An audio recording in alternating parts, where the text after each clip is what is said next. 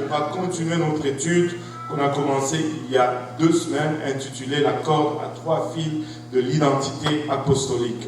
Et le verset que nous allons lire, c'est Ecclésiaste 4, verset 12, qui nous dit « Et si quelqu'un est plus fort qu'un seul, les deux peuvent lui résister.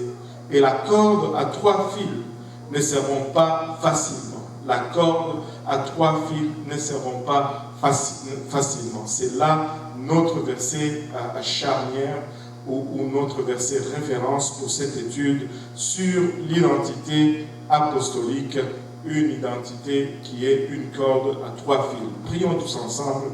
Seigneur, nous te rendons grâce encore une fois pour ton amour, ta bonté, ta fidélité.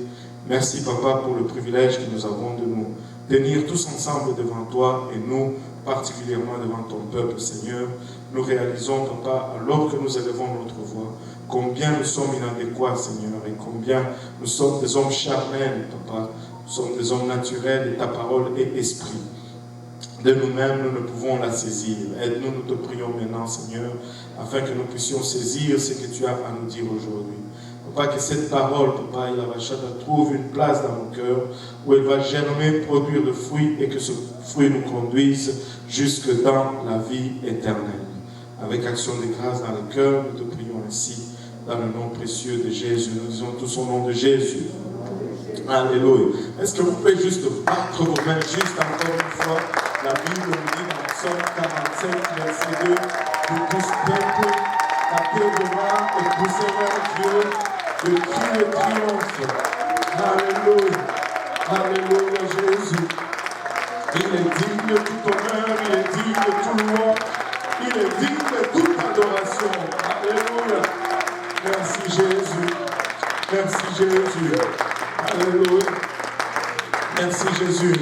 Et vous pouvez vous asseoir. Nous avions commencé à parler sur cette identité apostolique, une identité qui est le type d'une corde à 3 fils. Nous sommes apostoliques et nous sommes pentecôtistes. Par la doctrine, nous sommes apostoliques parce que nous sommes fondés sur la doctrine des apôtres, selon le livre d'Éphésiens. Mais par expérience, nous sommes pentecôtistes parce que notre expérience trouve son origine au jour de la Pentecôte, Actes chapitre 2, lorsque le Saint-Esprit est tombé pour la première fois sur la terre, et ce fut la naissance de l'Église. Et cette identité apostolique peut être vraiment typifiée par une corde à 3 fils. Et les 3 fils de cette identité apostolique, nous les avons nommés comme étant la sanctification que nous avons commencé, que nous avons regardé et que nous avons conclu la semaine passée. La sanctification. Pourquoi avons-nous commencé avec la sanctification? Parce que très souvent, c'est le fil qui se fait enlever en premier. Les églises ou les convertis, quand ils vont commencer à être éprouvés ou à être attirés ou à être séduits par le monde, la corde plutôt le fil de la sanctification va être le premier dont on va se débarrasser.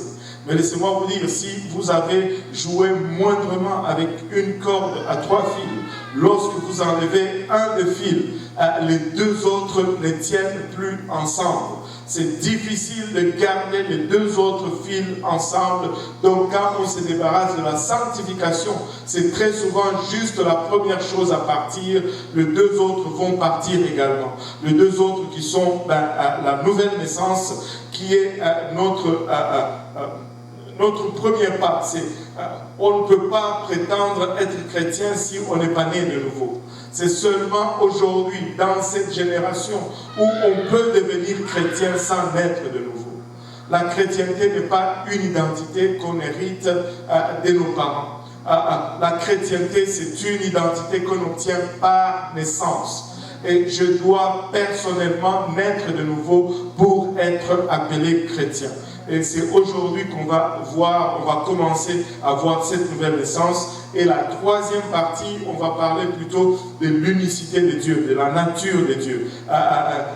Qui est ce Dieu? C'est quoi sa nature? Pouvons-nous le comprendre? Pouvons-nous le saisir? On verra cela. Mais aujourd'hui, nous allons parler de la nouvelle naissance. Quand on parle de la nouvelle naissance, on parle essentiellement de l'évangile. Et le message de l'évangile est la façon dont nos vies sont changées par la puissance de Dieu. Aujourd'hui, l'évangile dans la chrétienté est devenu secondaire. Mais laissez-moi vous dire ceci. L'évangile est la puissance qui nous transforme. L'évangile, c'est la puissance qui nous sauve. Nous ne pouvons pas être transformés sans la puissance de l'évangile.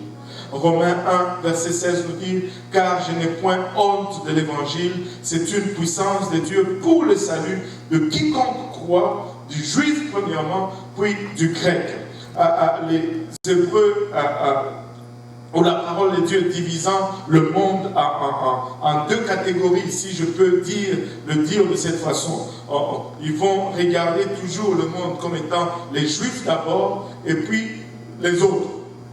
Donc ici, quand il dit du juif premièrement, puis du grec, nous ne sommes pas exclus. Ce n'est pas que, il ne parle pas du grec de la Grèce, il ne parle pas du grec d'Athènes, il parle plutôt du grec comme étant tout ce qui est non-juif.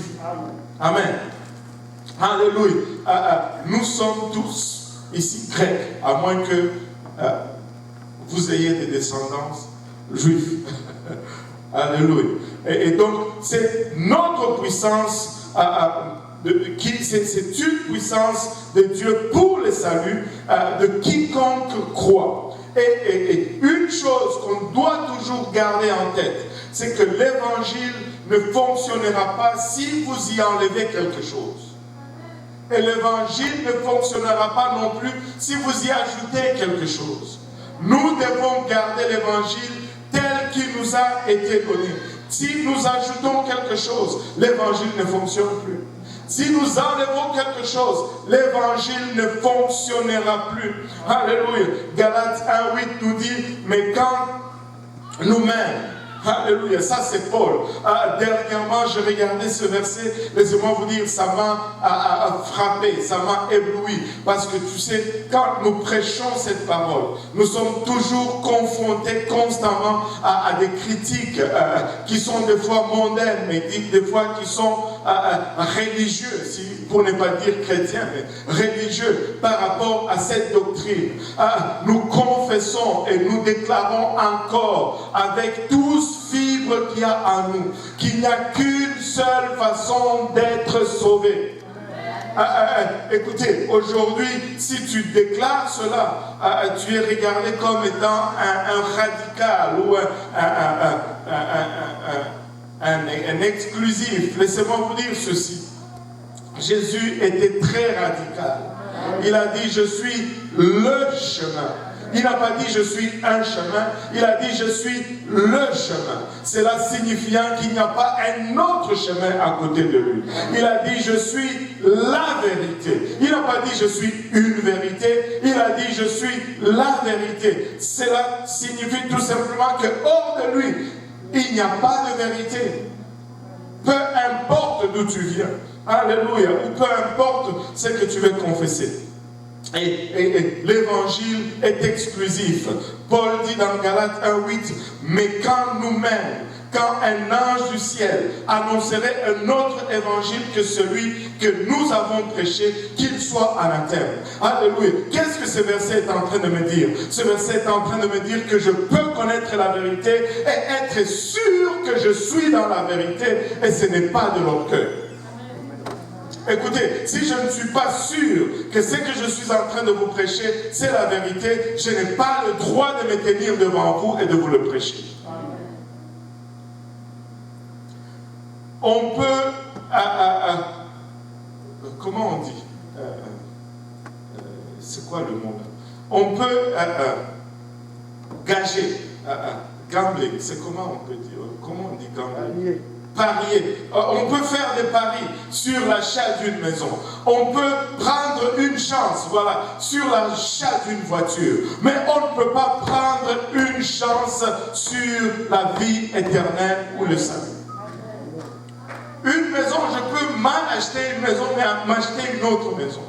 Une voiture, je peux acheter la mauvaise voiture et m'acheter une autre voiture.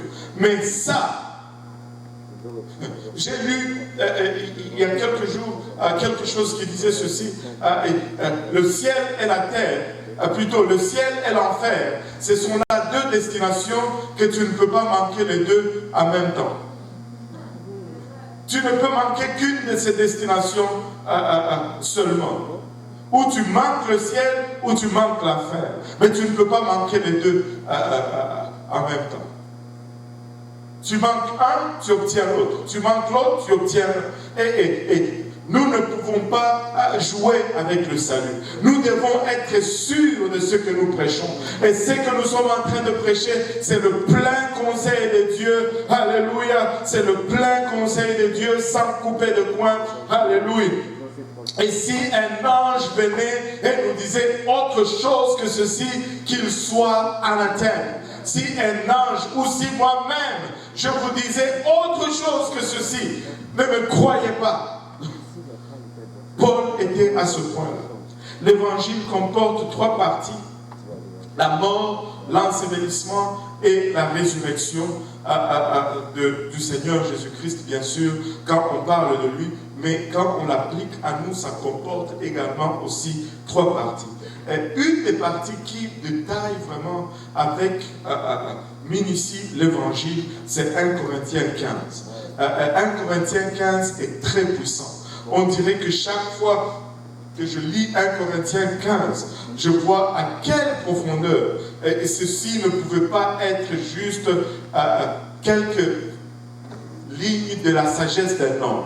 Ceci était très profond parce que ceci parle à travers le siècle. C'est une vérité qui traverse le temps. C'est une vérité qui traverse tout ce que l'homme a comme philosophie ou pensée. Regardez ceci. 1 Corinthiens 15, 1 à 4. Ça, c'est Paul qui est en train d'écrire à l'église de Corinthe. Il dit: je vous rappelle, frères, l'évangile que je vous ai annoncé. Et il leur a annoncé l'évangile que vous avez reçu. Et quand cet évangile a été annoncé, cet évangile a été reçu, dans lequel vous avez persévéré. Non seulement ils ont reçu l'évangile, mais ils devaient persévérer dans l'évangile. Laissez-moi vous dire, frères et sœurs, il y a toute une fausse doctrine qui court là dehors, qu'une fois que tu es sauvé pour toujours. Ça, c'est un mensonge qui vient des antres du diable. La Bible nous dit que nous devons persévérer dans notre foi, autrement nous pouvons perdre, alléluia, cette foi dans laquelle vous avez persévéré et par lequel vous êtes sauvés. Paul est en train de dire aux Corinthiens: si vous avez persévéré dans cet évangile que je vous ai annoncé, alors vous êtes sauvés. Et regardez ceci: si vous le retenez tel que je vous l'ai annoncé. En d'autres termes, si vous n'ajoutez rien et si vous ne retranchez rien à cet évangile, il dit autrement, vous auriez cru en vain. Oh, autrement, vous auriez cru en vain. Aujourd'hui, le monde crie tout haut: crois seulement et tu seras sauvé. Crois seulement et tu seras sauvé. Paul est en train de nous dire ici que tu peux croire en vain. Tu peux croire en vain. Si tu ne persévères pas, tu crois en vain. Si tu altères l'évangile, tu crois en vain. Si vous le retenez tel que je vous l'ai annoncé, autrement, vous auriez cru en vain. Je vous ai enseigné, au verset 3, il commence à nous donner maintenant cet évangile. Je vous ai enseigné avant tout, comme je l'avais aussi reçu, que Christ est mort pour nos péchés. L'évangile, c'est que Christ est mort pour nos péchés. Alléluia, selon les Écritures. Et au verset 4, il nous dit qu'il a été enseveli. L'évangile, c'est que Christ est mort, Christ a été enseveli et Christ est ressuscité le 3e jour selon les Écritures. C'est ça l'évangile. C'est ça la bonne nouvelle. Christ est mort pour nous. Mais qu'il soit mort tout court, ce n'est pas une bonne nouvelle. Il est mort et il a été enseveli. Mais qu'il soit mort et enseveli tout court, ce n'est pas une bonne nouvelle. Il est mort, il a été enseveli et il est ressuscité le 3e jour. Et c'est une bonne nouvelle. Maintenant, je sais que vous me regardez sans expression. Peut-être qu'il y a de l'expression en dessous du masque. Moi, je ne le sais pas. Et même considérez un peu ceci avec moi pour un moment. On va faire juste un peu d'études historiques. Le mot évangile signifie bonne nouvelle. Vous savez, de nos jours, on fait n'importe quoi dans le monde chrétien. Ils disent, ça c'est un musicien gospel. En d'autres termes, c'est un musicien évangile. Mais il ne chante jamais l'évangile.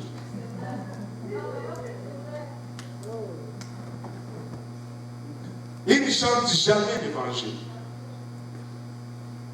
Je me demande qu'est-ce qui fait que c'est un musicien gospel. Il ne donne jamais l'évangile. Et ça c'est juste moi. Le mot évangile signifie bonne nouvelle. Et il vient du grec évangélion. Ça, c'est tout le grec que je connais. Évangélion.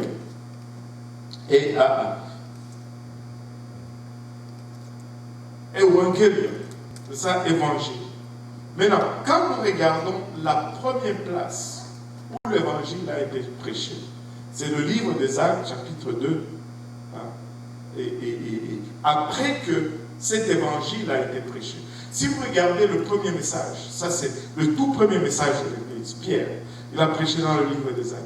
Lisez Actes chapitre 2, vous allez voir le contexte de son message. Il a prêché Jésus qui est venu, qui a été mis à mort, qui est mort, crucifié, qui a été enseveli, et le 3e jour, il est ressuscité, parce que selon la parole, Dieu n'a pas permis que son corps connaisse corruption. Et quand les gens ont entendu cela, ils ont été vivement touchés dans leur cœur. La Bible nous dit qu'ils ont posé cette question. « Hommes, frères, que ferons-nous » Vous vous rappelez? Alléluia. « Hommes, frères, que ferons-nous » Vous êtes-vous déjà demandé pourquoi, après avoir entendu le message de l'Évangile, pourquoi ont-ils posé cette question? Que ferons-nous? Pourquoi, après cette bonne nouvelle, leur réaction était que, qu'allons-nous faire? Mais je vais tenter de vous donner l'explication dans le moment qui suit. Normalement, si je vous apporte une bonne nouvelle, vous ne me posez pas ce genre de questions. Vous n'allez pas poser qu'est-ce que je vais faire à cause de notre contexte aujourd'hui. Mais si nous regardons dans l'époque, le contexte d'une bonne nouvelle n'était pas du tout passif.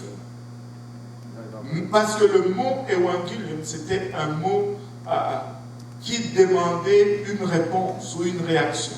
Au fait, ils disent, en termes grammaticaux, que le mot évangélium, c'est un mot circulaire. C'est-à-dire, ça part de celui qui amène la bonne nouvelle, il donne à celui qui reçoit la bonne nouvelle, mais celui qui reçoit la bonne nouvelle doit remettre à celui qui a apporté la bonne nouvelle. Évangélium était normalement utilisé dans une culture gréco-romaine. C'était un terme technique pour une nouvelle de la victoire. Qu'est-ce qui s'est passé? C'était quoi évangélium ou évangile exactement? Souvent c'était un soldat qui venait sur la place publique ou un messager. Il apparaissait sur la place publique. Il levait la main droite pour saluer et il criait d'une voix forte. Il disait, réjouissez-vous de notre victoire. Et très souvent, par son apparition, on savait déjà qu'il apportait des bonnes nouvelles. Parce que déjà, la façon qu'il apparaissait indiquait que c'était une bonne nouvelle. Son visage était brillant. S'il vous plaît, c'est pourquoi lorsque vous venez à l'église, ne prenez pas du citron ou du vinaigre avant de venir. Prenez quelque chose de doux et de sucré. Ayez un visage radiant, rayonnant. Mettez le sourire sur le visage. Alléluia. Parce que c'est un lieu où on déclare des bonnes nouvelles. C'est évangile ici. Son visage brillait. Il avait une lance qui était décorée de laurier. Il avait une couronne sur sa tête. Il agitait une branche de palmier. Et la joie remplissait la ville juste quand on le voyait apparaître. Les gens devenaient excités. Écoutez, quand nous venons à la maison de Dieu, nous devons être excités. David nous dit, je suis dans la joie. Quand on me dit tout simplement, allons à la maison de l'Éternel. Je ne suis pas encore à la maison de l'Éternel. Mais on me dit, allons à la maison de l'Éternel. C'est déjà la joie. Alléluia. Alléluia.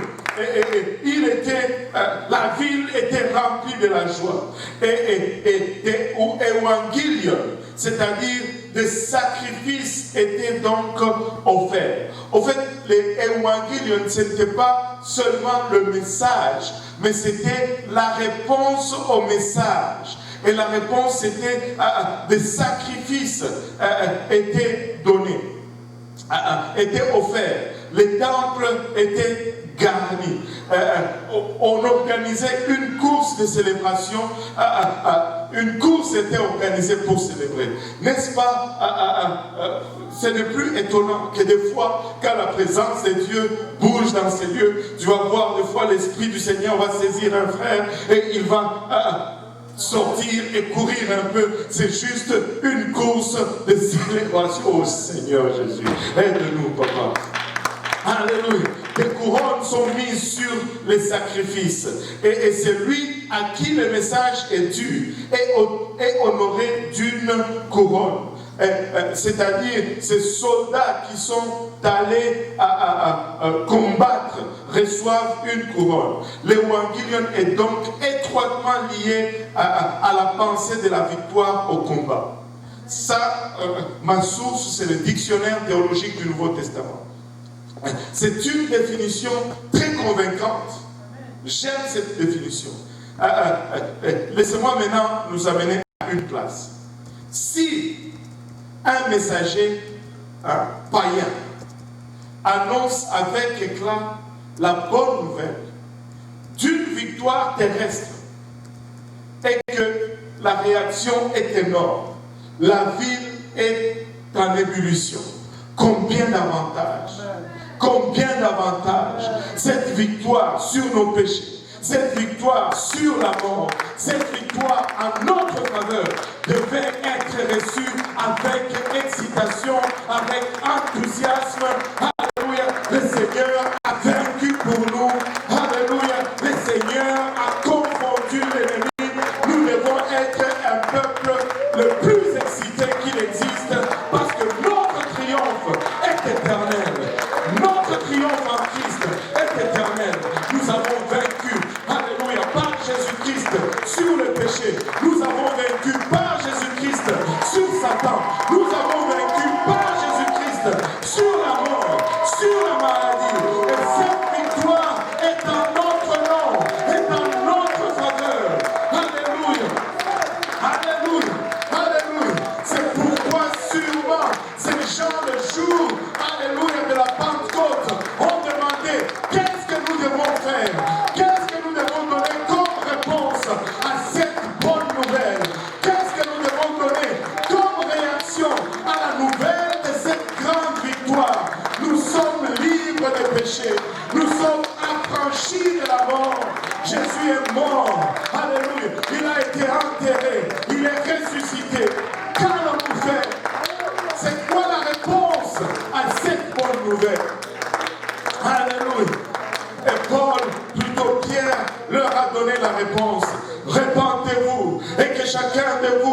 vous asseoir. Sois baptisé au nom de Jésus-Christ. Pas au nom du Père et du Fils et du Saint-Esprit. Au nom de Jésus-Christ. Pour le pardon de vos péchés. Et vous recevrez le don du Saint-Esprit. Coïncidence? Non. Jésus est mort, il a été enseveli et il est ressuscité. Et nous devons nous repentir, nous devons être baptisés et nous devons recevoir le don du Saint-Esprit. C'est là notre réponse à l'évangile. C'est là notre évangile. C'est là notre sacrifice d'action de grâce pour cette bonne nouvelle. Savez-vous qu'il n'y a pas vraiment d'évangile si nous ne répondons pas à l'évangile? Il n'y a pas d'évangile sans réponse. Il n'y a pas d'évangile sans réponse de notre part. Il n'est pas étonnant que la Bible nous dit, alléluia, qu'il y a une célébration dans le lieu céleste lorsque un seul pécheur se répand. Alléluia. Alléluia, Jésus. C'est pourquoi, lors de tout ce tout premier service de l'histoire de l'Église, après que Pierre ait prêché, les gens ont demandé, que ferons-nous? Et Pierre leur a tout simplement demandé d'obéir à l'Évangile. La réponse de Pierre, c'était juste obéissez à l'Évangile. Obéir à l'Évangile égale se repentir, se faire baptiser d'eau au nom de Jésus-Christ et recevoir le baptême du Saint-Esprit avec l'évidence de parler en langue. On va regarder les trois en détail. Pourquoi Pierre a-t-il prêché ce message?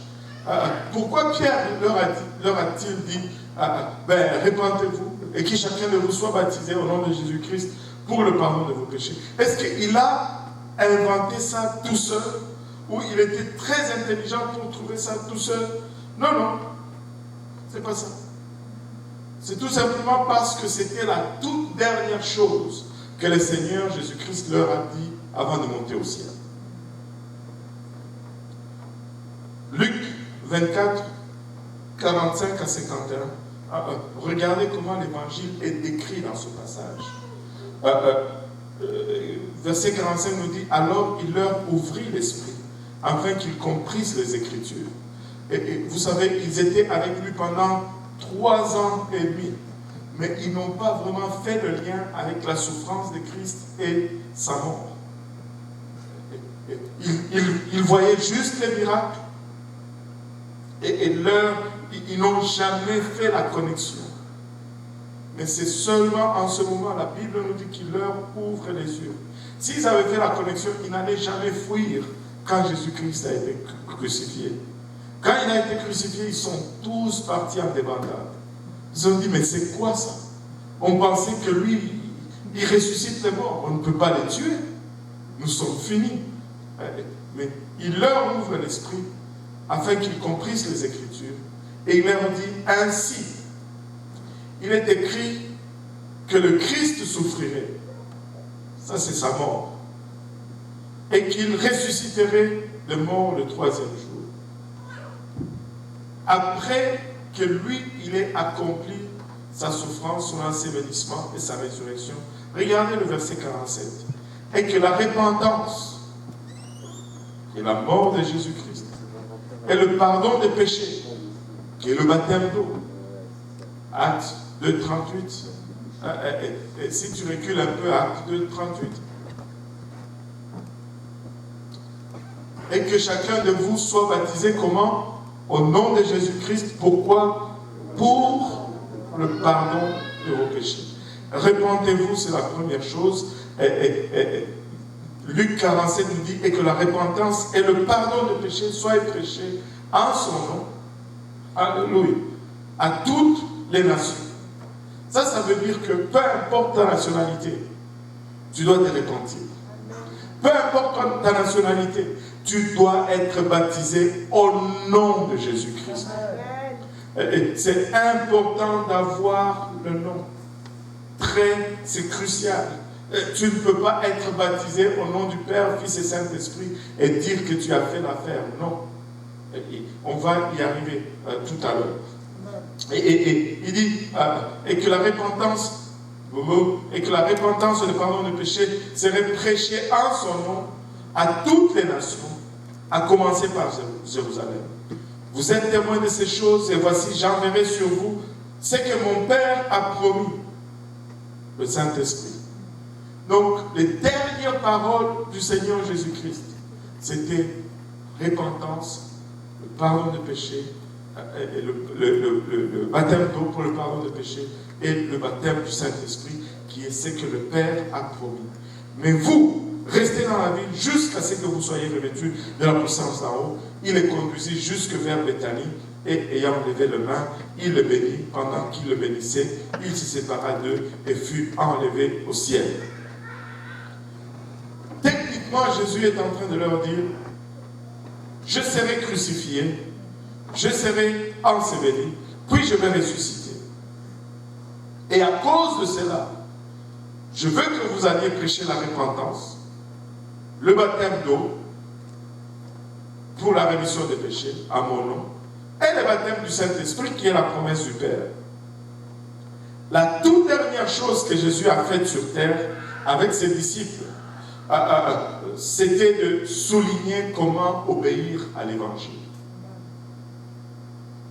Et ce n'est pas étonnant que lorsque le jour de la Pentecôte arrive, qu'on demande à Pierre, que ferons-nous? Il sait exactement qu'est-ce qu'il doit répondre. Laissez-moi vous dire ceci. Il n'y a qu'un seul message du salut, et cela indépendamment de ce que disent toutes les autres dénominations. Indépendamment de ma croyance ou de ta croyance, il n'y a qu'un seul message du salut. Et cela ne veut pas dire que nous avons raison, eux ils ont tort, ou bien que eux ils ont raison, nous avons tort. Ce n'est pas du tout cela. Cela veut dire tout simplement que la Bible a raison et que tous nous avons tort. Je me rappelle ceci, c'était des moments très intenses. Il y avait une famille du Cameroun qui ont commencé à venir à l'église et les parents n'étaient pas contents, je vous dis, parce qu'ils étaient catholiques et ils sont venus dans la vérité. Les parents n'étaient pas contents. Ils m'appelaient du Cameroun pour me menacer. On dit, ne mets jamais tes pieds au Cameroun. Tu vas finir de l'aéroport en prison. C'est pas de la blague. Alléluia. Et un jour, il y avait naissance dans la famille. La maman est arrivée. On a pris le courage, on est allé, parce qu'il faut rendre respect. On a d'abord regardé si tu pouvais te faire arrêter ici et te faire déporter au Cameroun. On a vu que c'était impossible, donc on est allé. On est arrivé, on a été bien accueillis, elle a fait la nourriture, on a mangé. Et après, quand on a dit qu'on allait partir, aïe, ça a déclenché. Elle m'a bombardé, elle m'a fustigé. J'étais avec ma femme. Pauvre jolie, qu'est-ce que je la fais vivre. Et elle m'a fustigé. Et puis, à un moment donné, elle nous dit,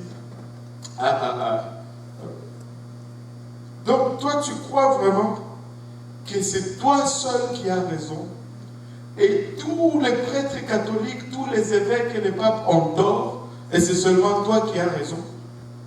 À un moment donné, tu regardes ça, tu dis, mais ça fait quand même beaucoup de gens. Des gens quand même importants. Et là, heureusement que Dieu m'a donné une réponse que moi-même j'étais surpris. Je l'ai regardé, je me dis, maman, si tu me regardes à moi et que tu veux émettre un jugement, tu peux être dans l'erreur. Si tu regardes tous les prêtres catholiques et que tu veux émettre un jugement, tu peux être également dans l'erreur. Je lui ai dit, la meilleure chose à faire, c'est de prendre la Bible et de regarder ce que je dis par rapport à la Bible et ce que les catholiques disent par rapport à la Bible. Et là, tu es au moins, tu as une opportunité de voir la vérité dans tout ceci. Et ça a été la fin de la discussion. Ce n'est pas que nous avons raison, ils ont tort. Ou que eux, ils ont raison, nous avons tort. C'est que, laissez-moi vous dire honnêtement, tous nous avons tort et seule la Bible a raison. C'est seulement lorsque nous suivons la voie de la Bible que nous pouvons réclamer quelconque vérité. Alléluia. Il n'y a qu'un seul message de salut et cela indépendamment de vos origines. Maintenant, la toute première étape de la nouvelle naissance, c'est la repentance. Amen. C'est la repentance. Se repentir, ce n'est pas seulement accepter la bonne nouvelle. Non. Et ce n'est pas seulement se sentir désolé ou se sentir triste. Parce que quand tu réalises, tu sais, tout à l'heure, nous étions en train de chanter « Je ne pourrais imaginer le prix payé pour mon péché ». Regardez, quand tu réalises ce que le Seigneur a payé pour nous, quand tu réalises le prix à la croix, quand tu réalises que tu es pécheur et que tu es sauvé par la grâce, c'est impossible de rester juste indifférent. Il y a un sentiment de tristesse qui t'a envahi. Il y a un sentiment d'abattement, de culpabilité de foi-même. Tu te dis, ben, je suis désolé de mon péché. Mais la repentance, ce n'est pas seulement cela. Alléluia. La repentance, je vais vous dire, c'est quoi la repentance? La repentance, c'est s'offrir en sacrifice, en action de grâce pour l'évangile. Quand tu t'offres à Dieu, c'est ça la repentance. C'est être assez désolé pour changer. Des fois, on est désolé, mais pas assez pour changer. Regarde, le mot repentance vient du grec littéralement métanao, qui veut dire un demi-tour, un virage à 180 degrés. J'ai marché dans une direction, j'ai volé, j'ai triché, j'ai menté, j'ai buvé, j'ai forniqué, j'ai fumé. Mais quand je réalise que je suis en train de crucifier Christ avec cela chaque jour, ben je m'arrête, je demande pardon, je suis désolé, mais ce n'est pas assez. Il faut que je fasse un demi-tour, que j'arrête de voler, que j'arrête de mentir, que j'arrête de faire toutes ces choses que je faisais. Ça doit être un demi-tour. Je dois être assez désolé pour changer, sinon ce n'est pas la repentance.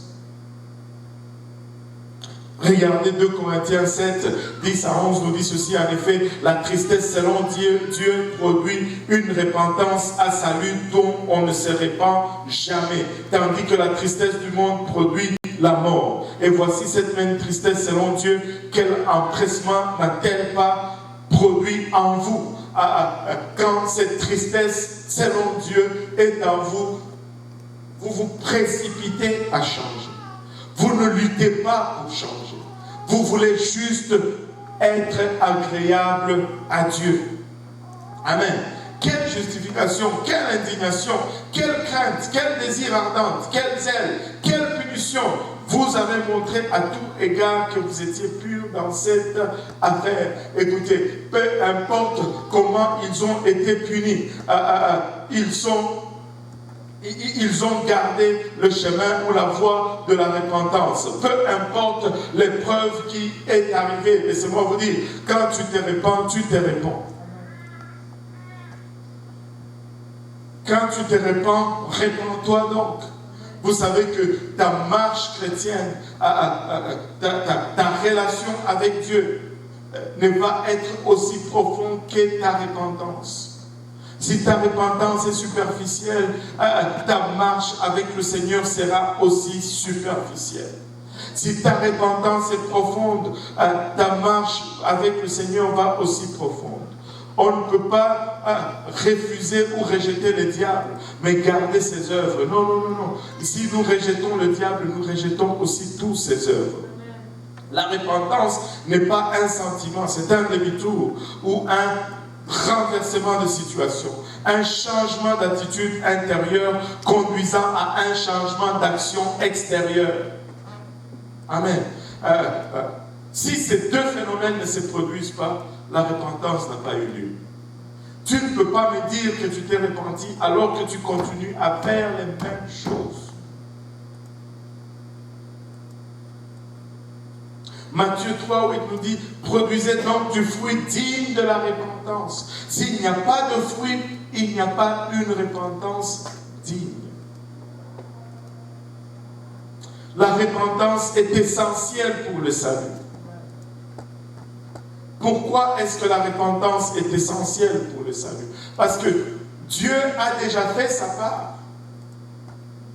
Mais nous devons faire maintenant notre part. La bonne nouvelle a été annoncée. Dieu a fait sa part. Maintenant, c'est à vous, pas à Dieu, de répondre à ce message. Luc 13, verset 3 nous dit, non, je vous l'ai dit, mais si vous ne vous repentez, vous périrez tous également. Sans la repentance, il n'y a point de salut. Je dois me détourner des mauvaises voies. Beaucoup de gens aujourd'hui pensent qu'ils sont sauvés en acceptant Christ comme leur sauveur ou en demandant à Jésus de venir dans leur cœur ou juste en croyant en Jésus tout simplement. Et très souvent, ce n'est même pas une vraie repentance parce que ils font les mêmes choses et ils prennent plaisir dans les mêmes choses comme avant. Si nous sommes repentants, nous allons être assez désolés pour changer. Amen. Alléluia. Mais des fois, même pour ceux qui se repentent vraiment, beaucoup de gens s'arrêtent là et ne vont pas plus loin. Mais ça, c'est triste. C'est à cause des faux enseignements. Ça, c'est comme si, tu sais, si tu te repens seulement, même si la repentance est sincère, c'est comme si tu laisses Jésus à la croix. Il est mort, ben on le laisse là. On ne va pas l'ensevelir. Mais tu dois te faire baptiser. Oh non, le baptême n'est pas nécessaire. C'est juste un acte extérieur pour montrer ma conversion intérieure. Faux et archi-faux. La Bible nous dit que chacun de vous soit baptisé au nom de Jésus-Christ pour le pardon de vos péchés. On ne peut pas crucifier le Seigneur et le laisser à la croix. Se repentir et continuer, c'est comme Jésus reste à la croix. Paul nous enseigne que la partie suivante de l'évangile était l'enterrement ou l'ensevelissement de Jésus-Christ. Et Pierre nous dit que notre prochaine étape, c'est le baptême au nom de Jésus-Christ. Christ est mort, nous nous repentons. Christ a été enseveli, nous devons être baptisés en son nom pour le pardon de nos péchés. Et la deuxième étape de la nouvelle naissance, c'est le baptême au nom de Jésus-Christ. Regardez Marc 16, 15, 16. Ça, c'est un verset qui est lu à l'envers dans le monde aujourd'hui. La Bible, le verset se lit comme suite. Puis, il leur dit, allez par tout le monde et prêchez la bonne nouvelle à toute la création. Amen. Il dit, celui qui croira et qui sera baptisé sera sauvé. Mais celui qui ne croira pas sera condamné. Regardez d'abord la structure de ces versets. Dans le monde, on le lit comme ça. Celui qui croira et qui est sauvé sera baptisé. Parce qu'il dit que tu peux croire seulement, être sauvé, mais si tu veux, tu vas te faire baptiser. Mais ce n'est pas comme ça. La Bible dit celui qui croit et qui sera baptisé sera sauvé. Le et là, c'est conjonction de coordination, c'est ça? Ouais. Conjonction de coordination. Bon, mon français sort là. Conjonction de coordination qui relie, dans ce cas-ci, deux idées qui se complètent.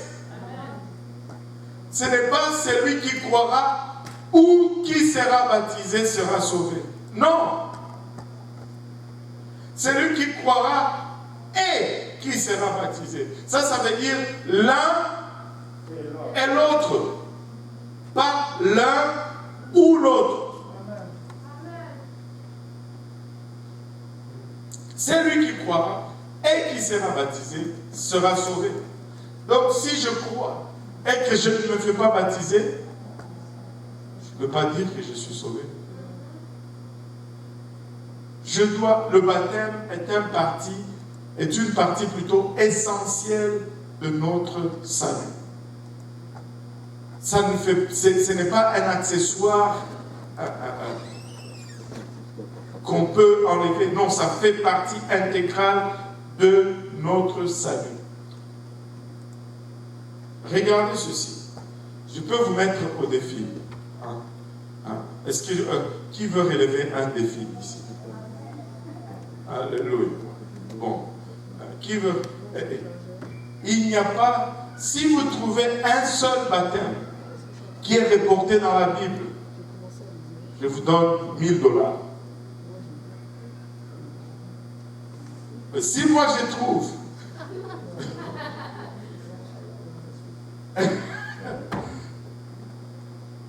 des baptêmes qui ne sont pas différés dans la Bible, vous me donnez $1000 pour chaque baptême. Et on met ça dans le fonds de démolition du coffre-fort de l'église de l'Est. Alléluia. Il n'y a pas un seul baptême qui est différé dans votre Bible. Qu'est-ce que je veux dire par là? Tu peux lire ta Bible, tu ne trouveras jamais une place où les gens viennent se faire baptiser et on leur dit non, venez demain. Ou on leur dit non, faites d'abord la catéchèse. Pas une seule place.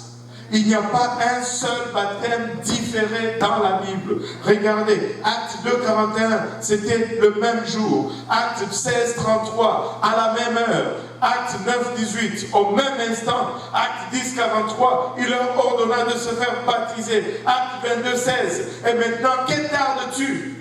Ne traîne pas, lève-toi, allons, fais-toi baptiser et laver de tes péchés en invoquant le nom du Seigneur. Il n'y a pas un seul baptême remis à demain dans la Bible. C'est pourquoi la Bible nous dit aujourd'hui c'est le jour du salut, maintenant c'est l'heure acceptable. Si vous entendez sa voix, n'endurcissez pas vos cœurs.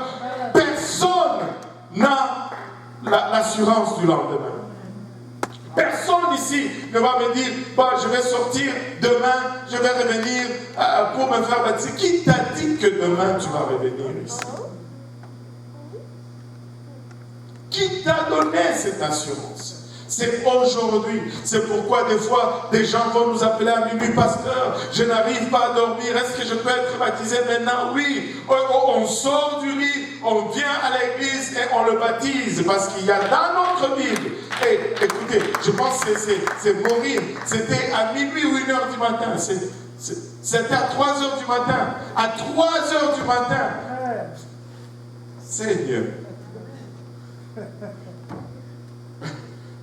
3h du matin, au nom de Jésus.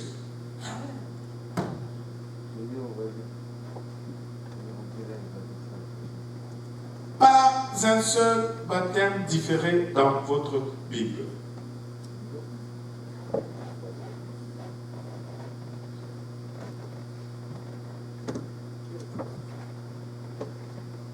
Regardez, on va finir, conclure avec ce verset, et puis on va revenir là-dessus le mercredi prochain.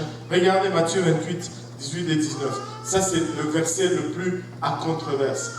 Pierre leur dit, puis il leur dit, ça c'est Jésus qui parle aux disciples, puis il leur dit, allez par tout le monde et prêchez la bonne nouvelle à toute la création. Celui qui croira et qui sera baptisé sera sauvé, mais celui qui ne croira pas sera condamné. Jésus s'est approché leur parlant ainsi, tout pouvoir m'a été donné dans le ciel et sur la terre. Ah non, on a mis d'autres. Ça c'est Marc et c'est pas grave. 18, on peut le lire à partir de Jésus s'est approché leur parlant ainsi, tout pouvoir m'a été donné dans le ciel et sur la terre. Allez, faites de toutes les nations des disciples, les baptisant au nom du Père et du Fils et du Saint-Esprit. Jésus leur dit, allez baptiser au nom du Père et du Fils et du Saint-Esprit. Mais Acte 2, 38, tu peux me remettre rapidement là le slide. Acte 2, 38, Pierre leur dit, répentez-vous et que chacun de vous soit baptisé au nom de Jésus-Christ pour le pardon. Pierre dit, au nom de Jésus-Christ, Jésus dit, au nom du Père et du Fils et du Saint-Esprit. On a un problème. Oui ou non? On a un problème. Alléluia. Maintenant, il faut résoudre ce problème. Dieu a une solution à tout problème. La première chose qu'on doit regarder ici, c'est que Pierre a dit, allez baptiser au nom de Jésus-Christ. En fait, techniquement, historiquement parlant, ça a été écrit en 1900, en l'an 62, quand Matthieu écrit ceci. Tous les pierres et autres ont déjà baptisé les gens au nom de Jésus-Christ. Alors pourquoi est-ce que Matthieu va écrire ceci? Est-il en train d'amener une nouvelle révélation à l'Église? Est-il en train de dire, Pierre, nous nous sommes trompés, nous devons changer? Et écoutez, si tel était le cas, nous allions voir d'autres personnes baptisées au nom du Père et du Fils et du Saint-Esprit dans votre Bible. Mais si nous regardons dans la Bible, personne, je dis bien personne, que tout le monde dise personne. Personne n'a été baptisé au nom du Père, Fils et Saint-Esprit. La première chose, c'est que là, il n'y a personne qui est en train d'être baptisé. C'est un ordre qui est en train d'être donné. Amen. Maintenant, Pierre, quand on voit dans le Acte 2, 38, il a baptisé au nom de Jésus-Christ. Maintenant, revenons à Matthieu. Si vous pouvez me laisser Matthieu là, et on va juste l'écarter. Maintenant, quand je vais avancer, vous allez souligner certaines choses que je vais dire, ok? Amen? Vous pouvez juste highlight. Tu peux ou tu peux pas? Ouais, ok, il va essayer. Alléluia. Il dit, allez faire de toutes les nations des disciples, les baptisant au nom. Tout le monde dit d'abord au nom. Et tu peux me souligner au nom. Au nom, avez-vous remarqué qu'au nom, c'est au singulier? Allô?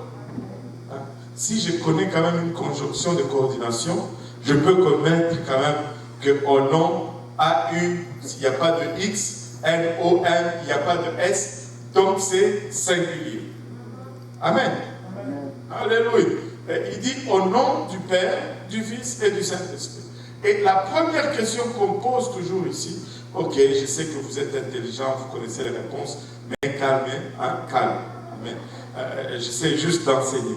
La première question qu'on pose toujours ici, c'est qu'il y a combien de noms dans ce verset?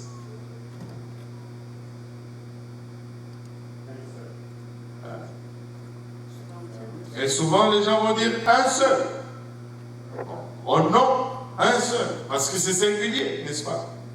Mais le point, c'est que dans ce verset-là, ok, je vais faire la démonstration. Le monsieur ici, là, en avant. Monsieur, comment vous vous appelez? C'est quoi votre nom? Conan. Pardon? Conan. Vous avez combien d'enfants? 4 enfants. Mais pourquoi vous ne me dites pas père? C'est pas votre nom. Père, c'est pas un nom. Fils, c'est pas un nom non plus. Saint-Esprit, ce n'est pas plus un nom. Amen. Alléluia. Donc, dans ces versets, il n'y a pas de nom. Il y a des titres. Mais ces titres sont tributaires à un seul et unique nom. C'est pourquoi au nom, c'est au singulier.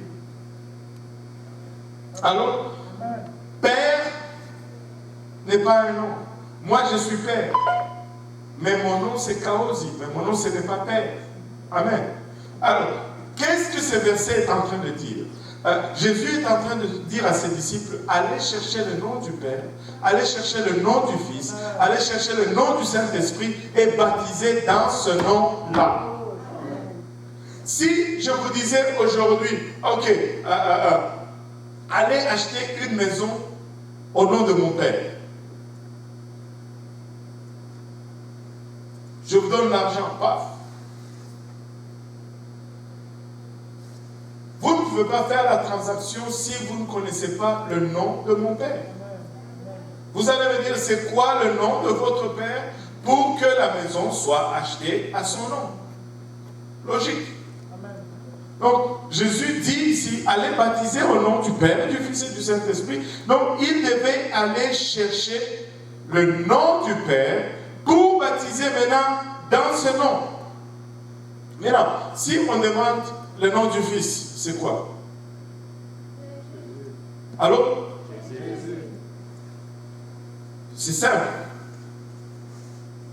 Si on faisait juste une simple logique grammaticale, si on a trouvé le nom du Fils, ça aurait pu nous être suffisant parce que selon la formule grammaticale, le Père, le Fils et le Saint-Esprit partagent tous le même nom, n'est-ce pas? Mais comme je sais que vous êtes des gens qui creusent, qui voulaient vraiment savoir l'origine des choses, juste pour aujourd'hui, je n'ai pas mis ce verset-là dans les slides, mais si vous pouvez me donner Ésaïe 9.5, on va juste regarder Ésaïe 9.5 et puis on va conclure ici aujourd'hui.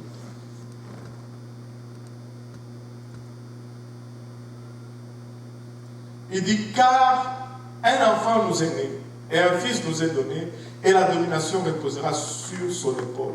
C'est qui cet enfant? On est sûr que c'est Jésus. On est sûr que c'est Jésus. Oui, c'est Jésus. Vous êtes convaincus. 100% Jésus. Maintenant, si ce fils est Jésus, on l'appellera admirable. Qui est admirable? Jésus. On l'appellera conseiller. Qui est conseiller? Jésus. On l'appellera Dieu puissant. Qui est Dieu puissant? Jésus. On l'appellera Père éternel. Qui est Père éternel? Jésus. Donc le nom du Père c'est Jésus. Amen. C'est pourquoi tu dois être baptisé au nom de Jésus.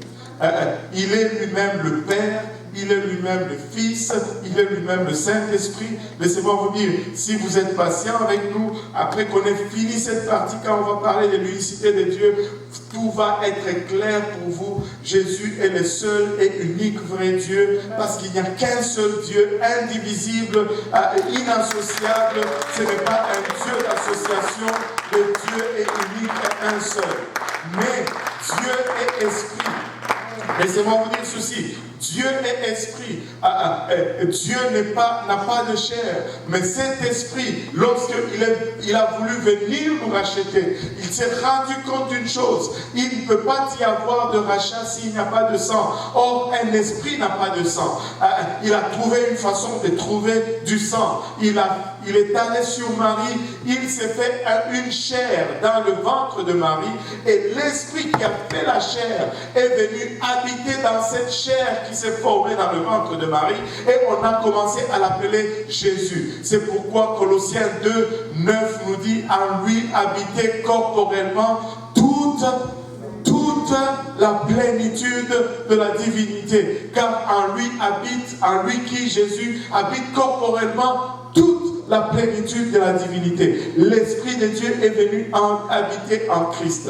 L'Esprit est le Père, mais la chair est le Fils.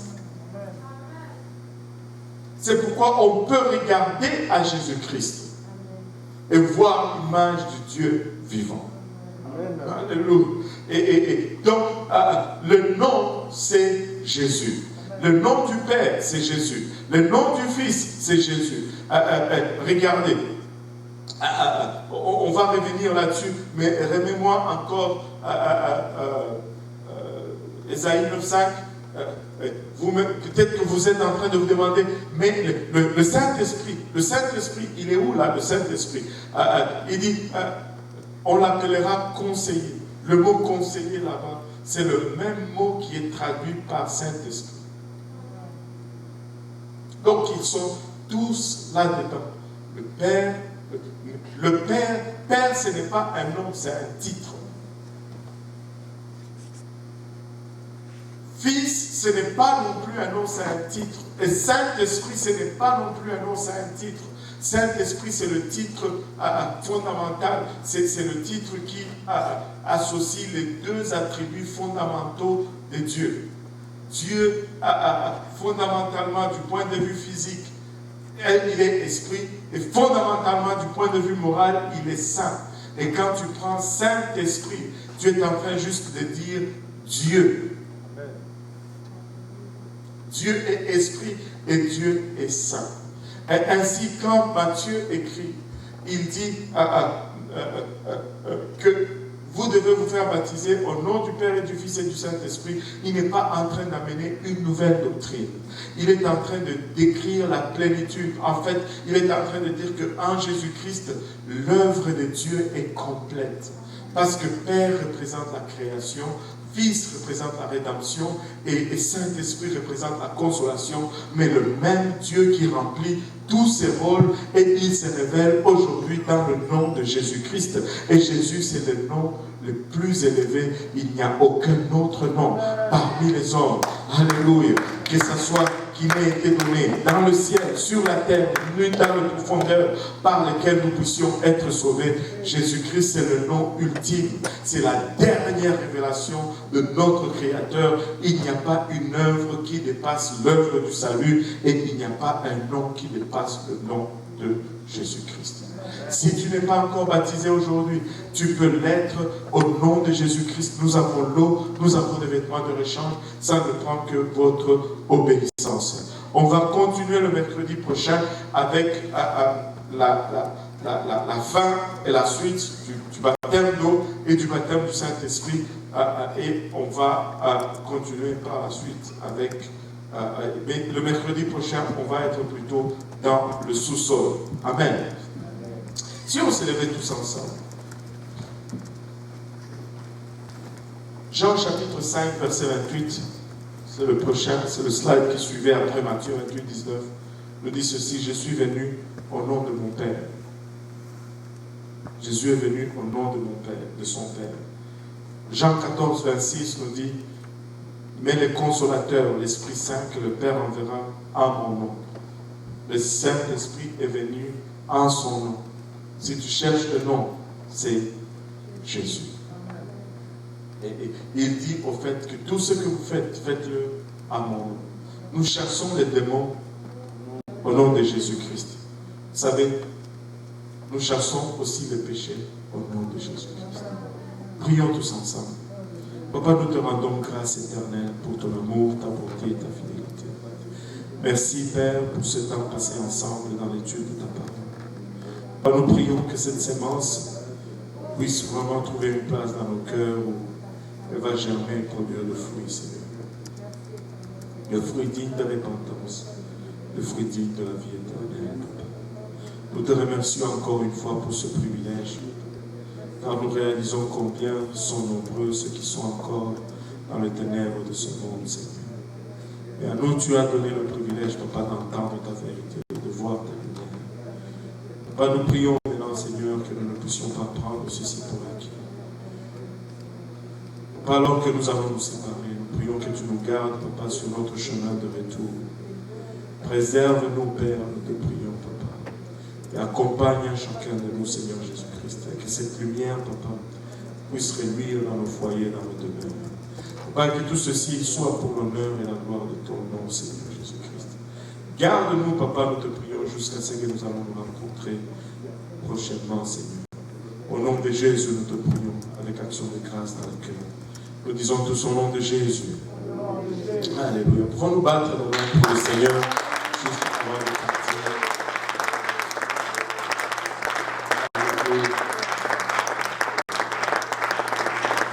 Alléluia, Jésus. Alléluia. Que le Seigneur vous bénisse. Salut.